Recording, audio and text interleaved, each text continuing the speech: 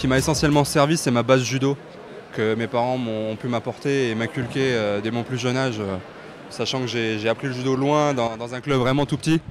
Donc ce qui m'a permis, j'avais un peu de retard arrivé en France parce que j'avais pas la même confrontation, il y avait moins de monde qu'en France, etc. Donc ça a été très dur de performer. Mais ce qui m'a permis vraiment de passer des caps, c'est une bonne base judo, que ce soit sur les uchikomi, les nagekomi, j'attaque dans plusieurs directions. Voilà, j'ai vraiment une base technique qui est solide à la base. Et tout ce qui est physique, tout ce qui est kumikata, c'est venu au fur et à mesure dans les structures. Donc j'ai fait les choses, je dirais, avec un regard un peu extérieur, un peu à l'inverse de ce qui se passe, de ce qui se produit un peu en France, où dès le plus jeune âge, on veut prendre vraiment du physique aux jeunes. Et souvent, cadet junior, quand j'arrivais sur les Chevaux de France, les personnes qui gagnaient ou qui étaient souvent sur le podium, ce n'étaient pas forcément des gens très techniques. C'était des gens avec beaucoup de capacités physiques et un ou deux mouvements, pas plus. Et au fur et à mesure où j'ai récupéré, j'ai pris du physique, j'ai pris du kumikata avec la confrontation, même à l'international, c'est là où j'ai commencé vraiment à monter d'un cran et à monter dans la ranking. Donc c'est encore ce qui me fait défaut sur le plan international, sur certains profils.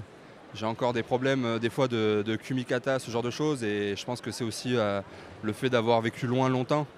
J'ai toujours un petit train de retard que je cumule au fur et à mesure, que je rattrape. Mais vraiment, ce qui me permet de gagner des combats, c'est ma capacité à attaquer dans tous les sens, ouais, c'est pour ça qu'on se régale avec toi d'ailleurs aussi. C'est d'autant plus mon plaisir, c'est vraiment que quand les gens me disent « Putain, j'adore regarder », parce qu'il n'y a rien de pire que de se faire chier en regardant un combat de judo. Donc moi, c'est ce qui me fait vibrer, c'est de chercher le hippon et j'espère faire vibrer aussi les gens comme ça. C'est top, bah, mille merci, on va travailler la technique alors. Je t'en prie.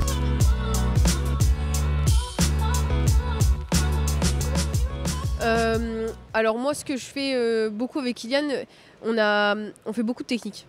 Donc c'est un truc que je fais beaucoup, et je fais beaucoup d'exercices un peu de corps à corps, de mobilité, d'essayer de tourner, de me mettre en gauchère puis en droitière pour un petit peu avoir une visibilité, je dirais 360 dans ce que je fais. C'est essayer des choses, hein. Et moi, dans la partie technique, on est sur le tactico-technique, hein. On est sur des trucs de distance. Mais moi, en fait, ce qui me manquait, c'était vraiment cette partie-là. Je faisais pas beaucoup de techniques aussi spécifiques à l'INSEP. Et en fait, tout ce qui est corps à corps, exo de lutte, par exemple, le jiu-jitsu, tout ça, ça m'a permis d'avoir encore plus confiance en moi dans ma discipline, parce que moi, je suis pas du tout corps à corps à la base, mais j'ai l'impression que je commence à capter des choses, je commence à avoir confiance en moi et moins me sentir en danger et peur, parce qu'on a peur, hein, des fois, hein, de certaines situations, faut le dire, hein, on a tous peur, hein. De certaines situations, on n'est pas forcément à l'aise. Moi, j'ai peur de prendre un ouran quand je fais ma hanche, j'ai peur de... Mais du coup, on sent des appuis, des fois sur des trucs qui paraissent anodins, hein. Je sais pas, on va faire des exos en lutte, où des fois on se passe bras dans bras, comme ça, du coup on se met en situation de gauchère, en situation de droitière. Après, derrière, moi je fais beaucoup dans la sensation. Moi j'aime le judo en sensation. C'est vraiment ce que j'aime. Et en fait, derrière, on va faire des exos où on va prendre... Par exemple, je vais faire travailler que ma main droite. Et après, je vais faire travailler que ma main gauche. Donc, du coup, je vais être à distance. Je sais pas, mon objectif, main droite, tu touches pas mon kim. Donc, qu'avec ma main droite, empêcher en gauchère, droitière. Main gauche, pareil. Donc, il y a des petits... En fait, on se focalise sur des petits points comme ça. Et en fait, ce qui me dit à chaque fois qui est bien, c'est que j'arrive à très rapidement tout assimiler en un. Donc au tout début, en fait, on fait cette main-là, puis après un peu comme ça. Puis après, on se déplace croisé, après on fait un peu de makekom. Je fais pas du tout de makekom, hein. Moi, je fais beaucoup de choses que je ne fais jamais, peut-être que je ne ferai pas, mais peut-être que je le ferai le jour J, hein. J'en sais rien. Et après, à l'entraînement, ça développe des sensations ou des trucs que des fois, je me rends pas compte que je fais et je sais pas pourquoi je fais. Après, on bosse aussi, ce que j'ai envie de dire, c'est beaucoup dans mes déplacements. Moi, les différentes prises de saisie, des fois je suis triceps, des fois je suis en haut, des fois je suis revers, des fois je suis manche. Et je suis de plus en plus à l'aise avec tout ce que j'attrape. Donc des fois j'attrape n'importe quoi et pourtant la fille n'est pas à l'aise en face. Alors qu'avant on est trop dans le judo, des fois, moi j'ai toujours besoin d'être main droite en haut. Mais en fait, pas forcément. Donc, du coup, moi, des fois, je suis triceps, je suis à l'aise. Parce que, en fait, j'ai travaillé le triceps, mettre dans des positions, le pousser, tirer. En fait, il y a beaucoup de déplacements, de décalage que je fais et qu'on n'a pas l'impression et que tu mets pas à l'aise, en fait, la fille. Parce que des fois, en fait, je mets de la tension sur le triceps, je la pousse, je la tire, je la pousse, je la tire. Ça crée des réactions. Et en fait, je la mets dans des situations où elle est pas bien, quoi. Et des fois, c'est rien, ça se joue à rien. Et Et voilà, après moi c'est ça en fait, le pré-contact, le déplacement avant saisie et tout ce qui est poussé, tiré, parce qu'on ne peut pas faire que judo en traction et on ne peut pas faire judo qu'en poussé. Donc faut un petit peu mélanger tout quoi. Voilà.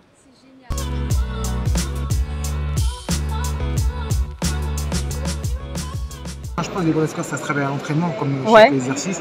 Après, c'est vrai que le bon score, c'est particulier parce que c'est carrément la mort subite. Ouais, donc c'est vrai qu'en fait, il faut rester focus sur le schéma et ne pas rester focus sur le schéma, ce qu'on a à faire et voilà, toujours être lucide. Mais c'est facile à dire, mais c'est dur à faire. Donc la vraiment, lucidité, il faut vraiment rester lucide et être sûr que vous allez mettre la personne donc il faut rester déterminé jusqu'à la fin.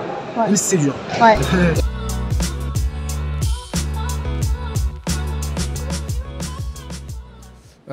Je pense que c'est bien de faire un peu des deux. C'est-à-dire que c'est toujours bien d'avoir des thèmes de travail quand on est à l'entraînement. Ça, il faut le garder, que ce soit à l'INSEP ou que ce soit sur les stages internationaux. Et ensuite, sur ces stages-là, c'est l'occasion aussi de prendre les meilleurs mondiaux. Donc faut aller les cibler directement parce que bien sûr, il y a énormément de gens qui vont venir les inviter. Et donc souvent, ils sont full pour la plupart des randonnées. Donc faut essayer de les inviter le plus tôt possible. Et voilà, après, si on a fait un peu de résultats, ils acceptent plus aussi de faire avec nous. Mais voilà, c'est un peu les deux. Je pense qu'il ne faut pas perdre de vue les thèmes de travail qu'on a. C'est vraiment important de progresser tout au long de notre carrière et surtout les entraînements. Et bien sûr, il faut essayer de prendre les meilleurs mondiaux parce que c'est en se frottant aux meilleurs qu'on progresse aussi. Donc il faut essayer de faire les deux. Et tu vises que ta catégorie de poids à peu près? Pas forcément. Je privilégie quand même ma catégorie de poids. Parce que pour avoir les habitudes physiques de quelqu'un qui fait le même poids que moi. Mais il y a aussi des gens très forts d'autres catégories. Par exemple, moi je suis 66, je fais des fois avec des 60 et des 73. C'est pas très grave. Ça dépend le thème. Parfois le thème c'est faut préparer le spécial et se retrouver dans une situation où justement, ou se retrouver le plus possible dans la situation où on peut mettre le spécial. Et des fois c'est justement essayer de développer son judo en dehors du spécial, puisque faut pas qu'on soit trop concentré non plus sur la même chose, sur le même schéma. Et du coup essayer de développer les secteurs où on n'est pas habitué à travailler. Donc en fait ça dépend du thème de travail. C'est important d'avoir un thème, de répéter ce thème-là, même si ça ne marche pas, pour vraiment pour voir si ça marche. En fait c'est qu'en répétant plusieurs fois qu'on peut voir si ça marche ou pas. Si on échoue dès le début et qu'on abandonne, c'est peut-être un thème qui au bout de plusieurs répétitions marche. Donc il faut pas arrêter de le travailler. Et au bout d'une certaine période de travail, on peut dire si vraiment le thème est un bon thème de travail ou pas. Génial.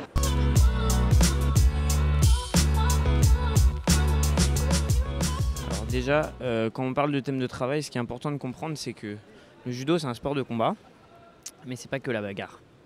Et il a dit au moins une dizaine de fois le mot travail, juste avant moi, Daki. Ce qui est important, c'est de comprendre que pour progresser, il faut avoir des thèmes, il faut travailler. Et c'est pas forcément à nous de décider, nous athlètes, de décider du thème qu'on va mettre en place. C'est justement au coach de le faire. Parce que, comme je pense la plupart des judokas se sont rendus compte qu'ils aient combattu en compétition ou non, c'est très difficile de visualiser comment on combat, comment on travaille de l'extérieur. Et c'est là que l'entraîneur va avoir sa part. Nous, notre entraîneur, Alexandre Bordorieux, il va tout le temps nous définir des thèmes de travail et ensuite on va se les approprier, c'est-à-dire les intégrer à notre sensation, parce que c'est aussi quelque chose qui est important. Si, je donne un exemple, on va avoir un thème où il va falloir mettre du débit, attaquer beaucoup, et ben si on va se plier à dire ok, je respecte mon thème mais j'y crois pas et je fais ce qu'on me demande, ça fonctionnera pas. Il faut se l'approprier et essayer de l'adapter à ce qu'on sait déjà faire pour que ce soit efficace. Voilà ce que je pense. Le thème, c'est pour tout. Le thème, il peut même être adapté jusqu'à la préparation physique. C'est possible. C'est-à-dire que si je parlais du thème de mettre du débit, faire beaucoup d'attaques, on voit que c'est quand même très stratégique maintenant le judo, il y a beaucoup de shido. Si ce thème c'est celui-là, dans tout l'entraînement, il va falloir mettre du rythme en permanence pour s'habituer à cet effort-là. Parce que quelqu'un qui n'a pas l'habitude de le faire, s'il se met à le faire, au bout de 2 minutes, il va être explosé. Au bout de 2 entraînements, c'est cuit et il ne pourra pas le travailler suffisamment pour que ça s'imprègne dans sa façon de combattre. Donc le thème, ça se travaille en préparation physique, ça se travaille sur le tapis au club quand on est chacun de notre côté et qu'on travaille techniquement. Et ensuite, ça va se travailler en opposition de plus en plus élevée jusqu'au randori sur ce genre de tapis de niveau mondial. Génial. Et une dernière petite question. Du coup, globalement, il y a une fourchette de durée de thème. Ça peut être d'une séance à une saison. Voilà. Ça peut être... si c'est pour corriger un détail, ça peut prendre très peu de temps et ça peut être approprié on peut se l'approprier très rapidement.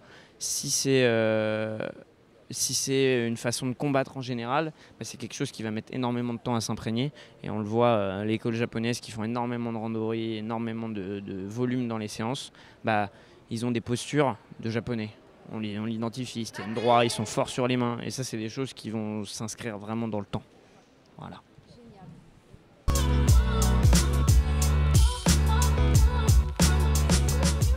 Ça a toujours été mon judo, d'être toujours premier sur les mains, pas laisser respirer en face mon adversaire, à être tout le temps dynamique, à être tout le temps premier sur l'attaque. C'est quelque chose que je fais depuis tout petit en fait. Et du coup en fait, comme je fais ça depuis tout petit, j'essaie d'améliorer parce que j'avais des phases où j'essayais d'être tout le temps premier, mais ça manquait un peu de la qualité sur mes attaques. Et aujourd'hui, j'essaie d'attaquer peut-être un peu moins, mais j'essaie de mettre plus de qualité. Donc j'ai toujours eu ça, mais j'essaie de progresser, j'essaie d'améliorer quand même mon judo pour avoir plus de qualité. Donc c'est-à-dire que même sur une force qu'on a au départ, c'est important de continuer à la travailler? De toute façon, on peut toujours améliorer notre schéma tactique, nos prises de jeu, nos techniques de judo. Donc, je ne reste pas sur mes acquis. J'essaie tout le temps de progresser. À chaque fois, j'essaie de prendre mes matchs justement pour voir les erreurs que j'ai pu commettre. Et justement pour mettre les exercices et puis les thèmes de travail que je peux effectivement faire lors de mes séances de randori. On est face à face et puis on peut faire les relais sur les judogi en face à face, oui. Oui, ça existe justement pour travailler la rapidité, pour poser plus rapidement possible les mains sur les judogi. Oui, il y a ce genre d'exercices justement pour améliorer sa rapidité. Pour bien poser son kumikata.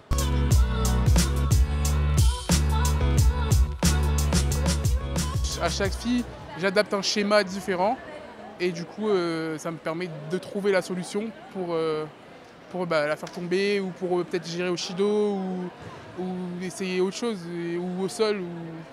Et du coup, c'est des schémas que tu travailles en amont? C'est des schémas qu'on met en place à l'entraînement, qu'on essaye de mettre en place à l'entraînement. Après, aujourd'hui, j'avais un thème assez particulier. Je me suis dit, moi qui est une grande fan de venir chercher au revers, aujourd'hui, j'avais pour thème de venir à la manche. Donc, thème assez réussi sur la séance, on va dire. Donc, moi, aujourd'hui, je sais très bien que les filles elles m'attendent parce que je vais mettre ma main au revers pour tracter et monter. Donc là, c'est démarrer manche et tracter le bras et monter, quoi.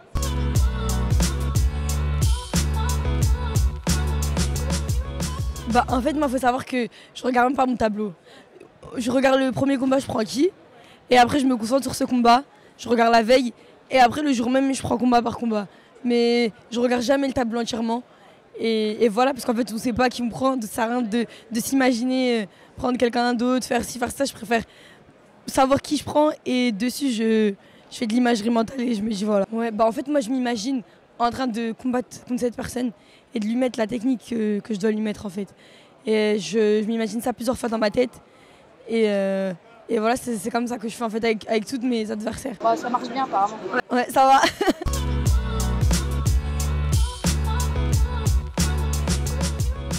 Alors moi, mon tips pour un entraînement qui se rapproche de la compétition et du coup qui me fait même passer des caps, il y en a plusieurs. Le premier, je dirais, c'est entre les uchikomi et les moments des randori, faire des travails à thème, c'est-à-dire kumikata, par exemple droitier, gaucher, parfois par exemple faire des uchikomi et des nagekomi en enchaînant sur liaison de boussole. Ouais. Et ça c'est super important. Et le deuxième conseil que je donnerais, c'est faire des uchikomi à 3. Donc on fait un uchikomi sur notre personne et il y a une autre personne qui est derrière qui tient notre partenaire pour faire un peu de poids. Et au moins, on va ressentir un peu la dureté comme quand on est en combat, où parfois c'est très difficile de mettre de la puissance dans le nagekomi. Au début, on va être lent, forcément, parce que ça fait un peu bizarre de faire un uchikomi soulevé. Je ne dis pas forcément nagekomi, mais surtout uchikomi soulevé pour bien ressentir le poids de son partenaire, son adversaire, et du coup mettre un peu de puissance. Et plus on va s'améliorer, et plus on gagnera en efficacité, en force et en vitesse. Génial. Bon, on a du boulot avec ça. Voilà. Allez, ma réponse va porter sur la fermeture des COI, vu que c'est quand même mes spéciaux. Le travail à 3, où il y en a un qui est derrière pour tenir la ceinture, ou qui se met assis. Ça permet de à la fois travailler à la fermeture, à la fois sentir une grosse résistance. Donc je pense que c'est quelque chose qu'on ne fait pas assez, même à très haut niveau, mais qui permet de régler ces petits soucis, et je pense que ça peut vraiment apporter. Si je fais comme un uchikomi normal, donc moi je le fais à genoux avec une grosse vitesse, le partenaire derrière tient l'autre partenaire qui est au milieu, et je me jette à genoux et je force, je serre bien mes abdos. Et en général, on fait quoi? 3 tours de 5 techniques. À la fin, on chute, on fait un dernier nagekomi. Enfin, c'est à vous après de faire votre sauce. Je pense que ce qui me permet d'être le plus utile, c'est de faire pas mal d'ochikomi, mais des ochikomi en déplacement. Des ochikomi en déplacement sur des profils droitiers, gauchers. Et puis, avant toute chose, c'est aussi se faire plaisir. Merci.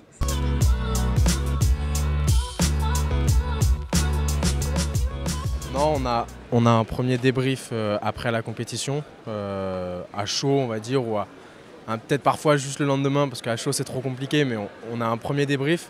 Après, sur un stage comme celui-là, on va surtout venir travailler ce qu'on a vu avant, ce qu'on a travaillé avant, ce qui est un thème de travail qui, par exemple, qui est là depuis 2, 3, 4, 5 mois. Moi je sais par exemple, ça va être plus à demain, donc ça va être mon thème sur le stage. Ce qu'on a vu et ce qu'on va avoir analysé sur la compétition, on le reprendra encore plus tard. Et on le mettra en place sur des stages suivants ou pour d'autres compétitions après. On a des thèmes de travail. Par exemple, moi je sais que je fais judo souvent à une main avec ma main gauche au revers et je néglige d'être à 2 mains. Et donc c'est un thème que j'ai, c'est de me retrouver à 2 mains. Donc justement sur une opposition comme ça qui est très très forte, ça me permet d'avoir des repères. Alors je tombe beaucoup parce que c'est compliqué et c'est pas des choses que j'ai l'habitude de faire, mais ça me permet de progresser.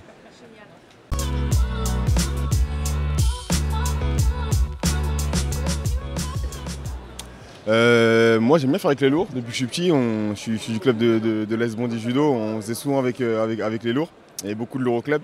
Et ça m'amuse parce que souvent je ramène beaucoup de mobilité et avec ces lourds-là, donc ils aiment pas forcément beaucoup plus que moi le randori. Et ça permet de moi de travailler différemment. Je suis souvent plus rapide que eux sur les mains au niveau du kimikata, donc ça me permet de répéter un peu en automatisme sur les mains. Et après d'utiliser le déplacement pour l'empêcher d'attaquer.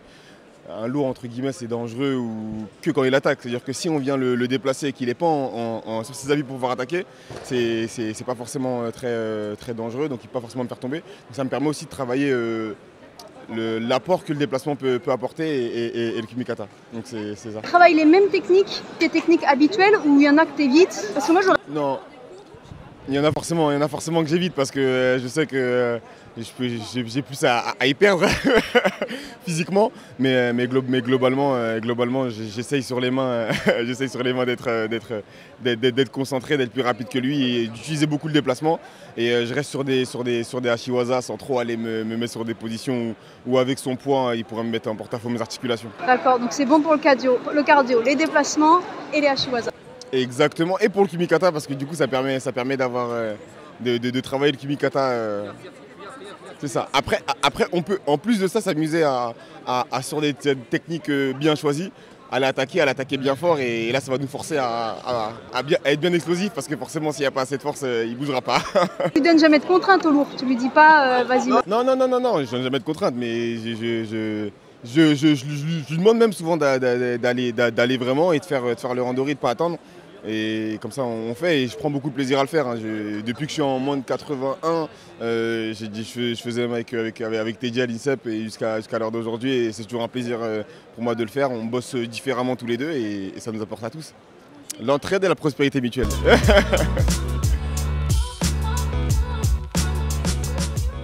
Et pour finir cette vidéo, je vous invite à aller écouter Walid Kiar, qui préférait ne pas être filmé, sur l'épisode en podcast, puisque je le rappelle, tous les épisodes sont toujours disponibles sur n'importe quelle plateforme de podcast. Donc Walid, lui, il parle de la programmation annuelle des compétitions, comment faire d'une compétition une étape de travail quand on a vraiment un tournoi, un objectif. Donc lui, en l'occurrence, son objectif final, c'est les JO, mais pour nous, ça peut être un championnat de France, un championnat départemental, peu importe. Donc allez écouter un peu ce qu'il nous raconte là-dessus. Et puis, je voudrais aussi vraiment remercier beaucoup Benjamin Axus qui s'était prêté à l'exercice sur la question du spécial, comment on travaille son spécial.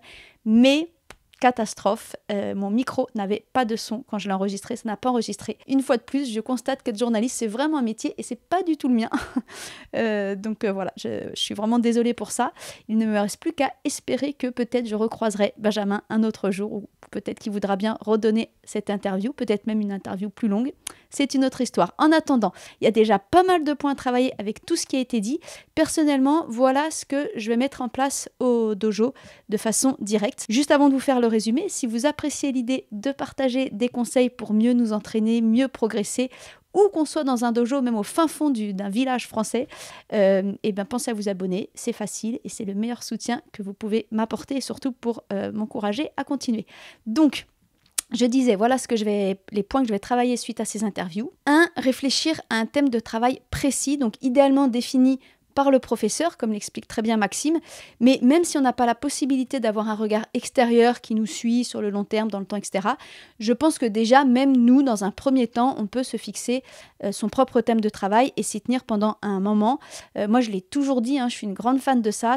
Pour moi, ça s'appelle l'intention. Ça évite de travailler en général un peu dans le vide, mais avec des objectifs précis. Travailler avec une intention. Donc, c'est la première chose de façon générale. Est-ce que vous avez un thème de travail 2. Si je prends l'ordre chronologique d'un cours qu'on a en général dans notre dojo, ça commence par la phase technique.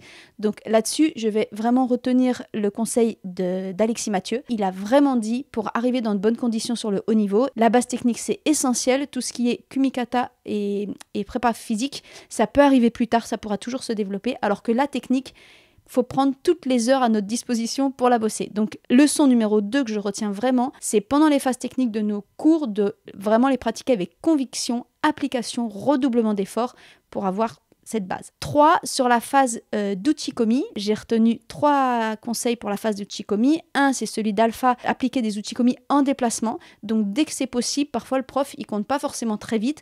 Même si tout le monde le fait en statique, nous, ça nous empêche pas, avec notre initiative personnelle, à créer un déplacement avant la technique. 2, de penser à demander à mon partenaire de se mettre en droitier et en gaucher. Ça, je pense qu'on le fait très très rarement. Et du coup, ça m'a vraiment paru super important. Et puis 3, de penser aussi parfois à pas faire des uchikomi de technique, mais faire des uchikomi de kumikata, comme l'explique Lucas, pour être rapide dans le kumikata, trouver quel relais on veut travailler, quelle forme de kumikata on veut travailler et l'appliquer en uchikomi. Ensuite, je continue la chronologie du cours dans nos dojos. On a la phase de nagekomi, ou même peut-être randori, on verra après, mais ça peut être possible en randori. En tout cas, sur le nagekomi, vraiment m'appliquer à travailler cette fameuse liaison de boussole. C'est Madeleine qui nous répond combien c'est important et on l'a vu sur le Paris Grand Slam, on le voit sur toutes les compètes. Les judokas qui sont forts en liaison de boussole puis en sol, franchement, ils peuvent gagner vraiment plus de combats. Ensuite, on en est à la phase de randori, 5e phase. Randori, donc là, j'ai retenu 2 choses qui me paraissent importantes. 1, m'organiser des périodes où je vais vraiment aller chercher des beaucoup plus forts. Donc c'est Daiki qui le dit, c'est en se confrontant aux meilleurs mondiaux qu'on progresse.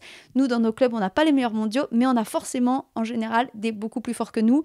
Et parfois, c'est ceux qu'on va jamais inviter. Donc, au moins sur certaines périodes de l'année, aller se confronter à cela, puisque ça fait progresser. Même si ça va être des phases où on va beaucoup chuter, c'est Gabin qui le rappelle. Oui, on chute beaucoup, mais c'est comme ça qu'on progresse. Encore plus si on travaille son thème avec ses plus forts. Et puis la deuxième chose sur les randori, c'est d'aller chercher des lourds. Donc ça, je trouve qu'Aurélien l'a très très bien expliqué. Avec les lourds, voire beaucoup plus lourds que soi, on travaille le kumikata, les déplacements, quitte à rester sur du hashiwaza ou quitte à faire seulement certaines techniques et pas toutes pour ne pas se blesser, rester en sécurité. Mais en tout cas, ça fait vraiment progresser de changer de gabarit. Et en plus, comme il le dit Aurélien, c'est un vrai plaisir de partager ces randonnées avec des gabarits différents. Pour rappel, c'est exactement ce que disait Anne-Fatoumata Mbairo dans l'interview d'il y a 2 mois, que vous pouvez retrouver dans les épisodes. Et elle expliquait, elle c'est une lourde justement, elle expliquait qu'elle aimait bien faire avec des légers aussi, parce que ça la faisait travailler très différemment. Et Anne-Fatoumata faisait même remarquer que d'après elle, c'est la force des Japonais, c'est qu'ils sont peut-être moins nombreux dans les structures, et en tout cas ils travaillent tous ensemble avec tous les gabarits différents, et pour elle, c'est l'une des dimensions qui fait leur force. Et moi, en tout cas, c'est ce que j'ai vraiment pu observer. Ceux qui ont suivi mon journal quotidien du Kangeko du mois dernier quand j'étais au Japon, ça a été l'une des grosses leçons que j'ai retirées, c'est de mélanger les gabarits et d'aller progresser dans cette direction-là. Quand tout le monde joue le jeu, ça fait vraiment progresser, c'est un tout autre état d'esprit, c'est beaucoup de plaisir aussi. Franchement, j'ai adoré, j'ai qu'une envie, c'est d'impulser ce genre de dynamique dans les clubs. Au passage, si vous n'avez pas reçu et que vous êtes intéressé par le journal quotidien de mon Kangeko au Japon, c'est encore possible de le recevoir et le lien est en description. C'est gratuit et vous recevez un petit mail tous les matins à 6h pendant 12 jours avec à chaque fois une leçon que j'ai retirée de la journée de mes tatamis. 6. On a fini la phase des randonnées. Donc là, ça va être une phase que je vais appeler après le cours ou lors de stage. C'est à nous de trouver ce moment-là pour faire des sessions d'Uchikomi à 3, recommandées par Margot et Madeleine. Donc c'est pas un hasard que ça a été recommandé 2 fois. Et pour l'avoir pratiqué, ça peut vraiment être fait sur toutes les techniques, ces Uchikomi à 3, pas seulement des seoi. La deuxième chose aussi qu'on peut faire après le cours, ou en tout cas se trouver des moments en stage ou même sur d'autres créneaux, c'est exactement ce dont parle Chirine sur le travail en one-to-one, à 2, qui ouvre cette porte à la recherche, à tester, à travailler en sensation, à aller faire des choses qu'on ne fait pas forcément d'habitude. Elle l'a vraiment bien expliqué. Je suis convaincue que c'est un travail de fond qui fait vraiment progresser, qui est important, qui, ça c'est mon opinion personnelle, qui à mon avis aussi permet de garder le lien avec ce plaisir dont parle Alpha et qui est si important et que parfois on peut un petit peu perdre quand on est à fond, à toujours se donner à fond. Mais sur ce travail one-to-one, il y a l'interview de Kylian Leblouc justement qui sort là d'ici une semaine. Donc vous allez voir qu'il en parle pas mal. On aura plein d'infos encore pour progresser de notre côté. Donc voilà, rendez-vous sur l'interview de Kylian qui va arriver. Et puis pour finir, la dernière phase, c'est pas les courses, c'est la compétition. On retiendra le conseil de Faiza qui est de même pas regarder son tableau, en fait, de faire combat après combat pour éviter de stresser inutilement. Ça rejoint une approche de prépa mentale qui est bien connue. On en discute dans le groupe Facebook Secret Judoka. Donc si vous êtes intéressé par la prépa mentale et spécifiquement, par exemple, en ce moment, par cette question des tableaux, rejoignez-nous dans les discussions du groupe. Et puis, pour finir, c'est une dernière chose, mais qui est très importante sur la compétition. Je reprends ce que Léa disait, qui est d'avoir un schéma entre guillemets pour chaque partenaire, en tout cas de pouvoir s'adapter à chaque adversaire avec un schéma précis.